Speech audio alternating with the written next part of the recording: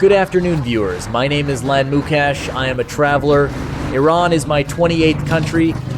I am now in Tehran, the capital of Iran. This is my third city in Iran. Let's start the new episode. Let's go.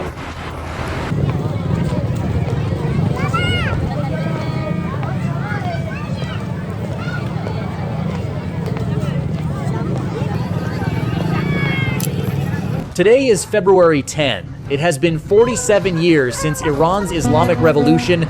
Because of this, there is a celebration happening here. According to local people, many do not support this holiday. Many are dissatisfied with the government because the regime is too strict. In previous years, many people would gather and celebrate this holiday, but now they say the number of people celebrating is sharply decreasing year by year.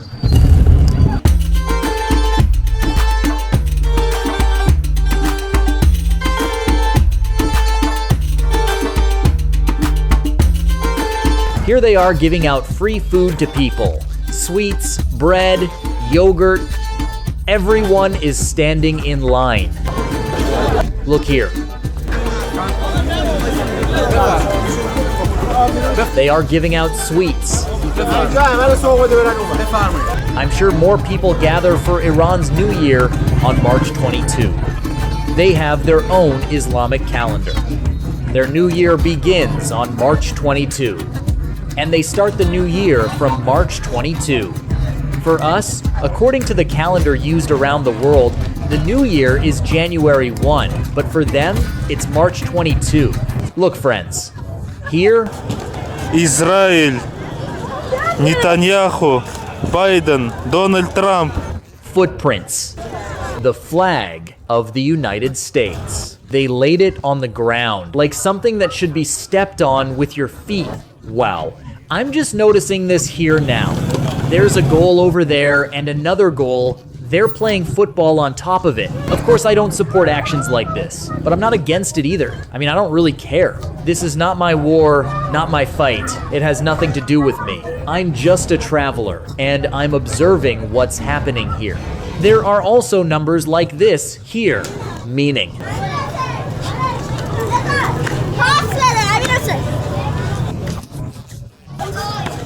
You can sit here and play football. Okay, football. Goal!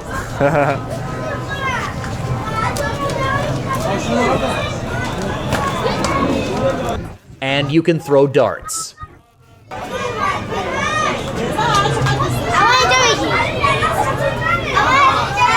Of course, there are many military people on the square. They are guarding with weapons and batons. I don't dare to film them. There could be problems because of filming them, so I'd better not take that risk.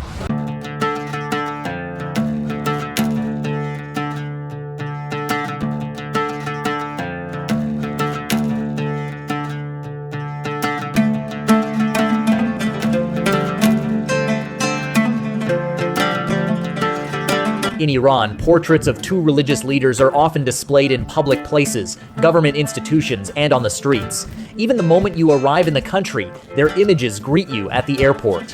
Who are they? And why are their portraits hung all over Iran? The first is Imam Ruhollah Khomeini, the leader of the 1979 Islamic Revolution and the founder of the Islamic Republic of Iran. He died in 1989, 10 years after the revolution. After him, his successor became the second religious leader, Imam Ali Khamenei. He still remains the supreme leader of Iran and has held his position for 36 years. It is worth remembering that the highest position in Iran is the supreme leader, who stands even above the president. That is why wherever you look in the streets of Iran's major cities, you will see portraits of these two figures. This is a simple political method widely used around the world, known as Big Brother is watching you, meaning someone above is watching you. It serves as a reminder that the authorities are always observing. Such visual propaganda is one of the powerful tools used to keep society within a certain ideological framework. Similar practices can be seen in other countries as well.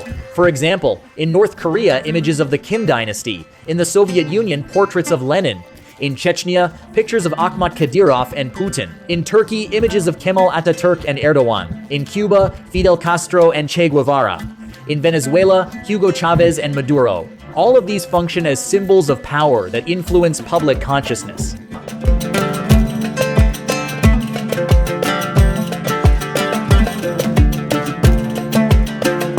I am now at a square called Baharistan. Behind me, there are many banners hanging. Here you can see mourning images of Iran's former president, Ebrahim Raisi, and several military generals. They passed away recently. When Raisi was president, he died in a helicopter crash while flying from Azerbaijan to Iran. Another general died in 2020 during a small escalation between Iran and the United States. At that time, the Americans carried out a strike on an Iranian military target, and a high-ranking military general was killed. After this event, Iranians feared that the Americans might launch another attack, so they were closely monitoring the airspace. During that time, they fired a missile at a plane that was flying.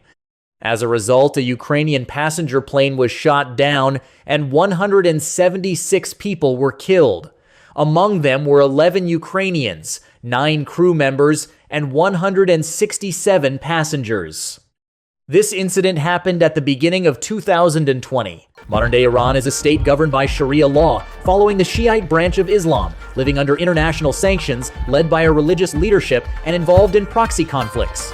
But these conditions emerged after the Islamic Revolution of 1979. Before the revolution, Iran was a secular country that was close to Western culture. Women dressed in modern fashion, listened to rock and roll, and attended concerts of world-famous music bands. The country was ruled by Shah Mohammad Reza Pahlavi. He modernized Iran and built close relations with Western countries. However, his taste for luxury increased public dissatisfaction. For example, in 1971, the Shah celebrated the 2,500th anniversary of the Persian Empire in Persepolis. Enormous amounts of money were spent on this event, and the economic difficulties and social inequality angered the population. In 1978, protests began and spread across the country. This situation was used by the religious leader, Ayatollah Khomeini. The uprising eventually turned into the Islamic Revolution. He united the opposition against the Shah and proposed an Islamic system of governance. In 1979, the Shah left the country and Iran was declared the Islamic Republic. After leaving Iran, Shah Mohammad Reza Pahlavi temporarily stayed in countries such as Egypt, Morocco, and Mexico. Eventually, due to his worsening health, he went to the United States for medical treatment. Iranians demanded that the United States return the Shah to Iran. As leverage, Iranian students seized the U.S. embassy in Tehran and took about 50 diplomats hostage. This event led to economic sanctions imposed by the United States against Iran and the severing of diplomatic relations between the two countries. Now let's take a look at the U.S. embassy in Tehran that was once seized by Iranian students. This is the former embassy of the United States, located in Tehran. Before the Islamic Revolution in Iran, the American embassy was located here. There are some images here. The writing says, "This is the end of apartheid of Israel." And there are caricature drawings mocking America a little, Donald Trump talking on Twitter. Some propaganda-style images like a snake and others.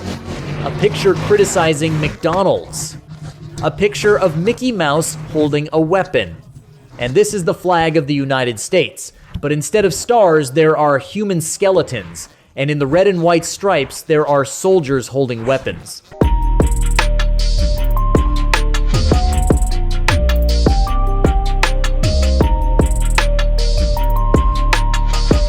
The American flag hangs below. It's not up, it's not fluttering, it's just hanging down. This seems to be a well-known place in Iran that tourists often visit, but there's no one here.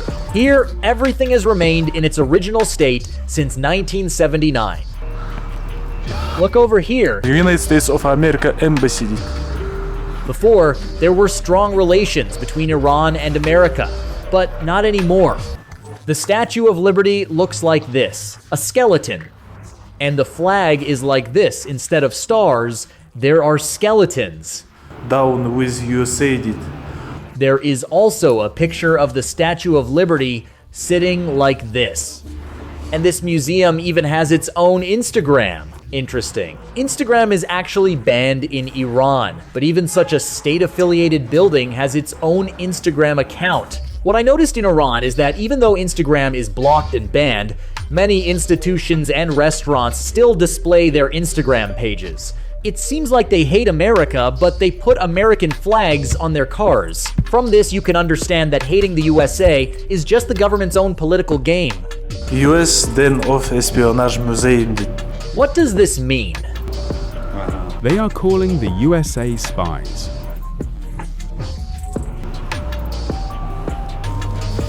Here is a flag that was relevant back in the 1970s.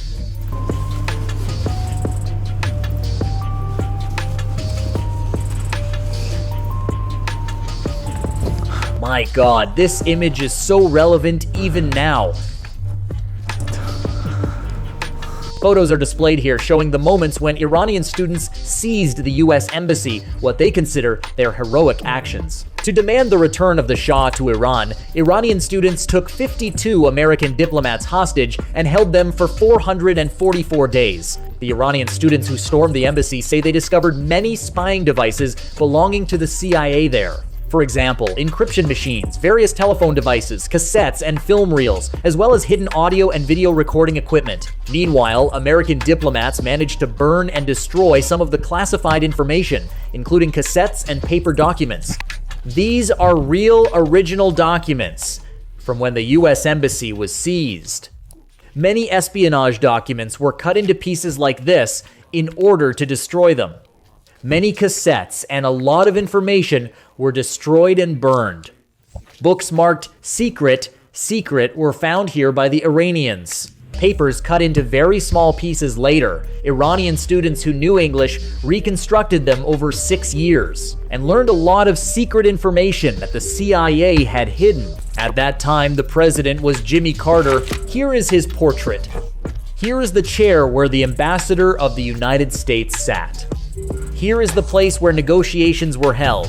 And here, there is a computer. Is this Apple? Something like the first Macintosh computers? Or is it Atari? Over here, there are big machines. Look at this. Security engineered machinery dit. Machines that tore all the documents, designed to shred everything into small pieces. Look here. They shot this. Wow.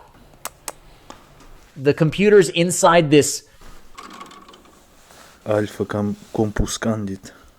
Here are more computers. All of this has now been left as a museum like this. These are the tools that America left behind, standing here since 1979 for 45 years now.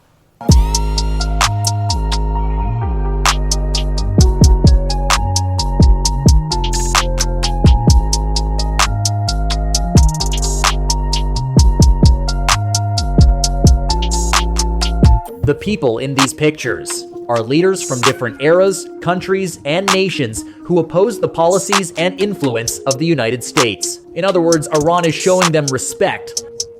Look at this strange cage-like room. Inside there are tables and chairs.